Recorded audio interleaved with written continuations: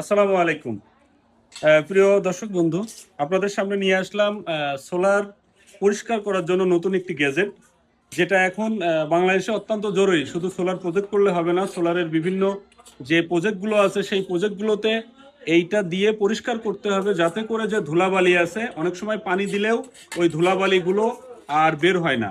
যার কারণে ধুলাবালিগুলো প্যানেলের সাথে এমনভাবে লেগে থাকে, লেগে থাকার কারণে জেনারেশন, যেটাকে আমরা বলা হয় সোলারের ভাষায়, যদি সোলার প্যানেলটা পরিষ্কার না থাকে তাহলে আউটপুটটা কম আসবে। তাই বানানো হলো অত্যাধুনিক, না হলেও মোটামুটি, যেটা আমরা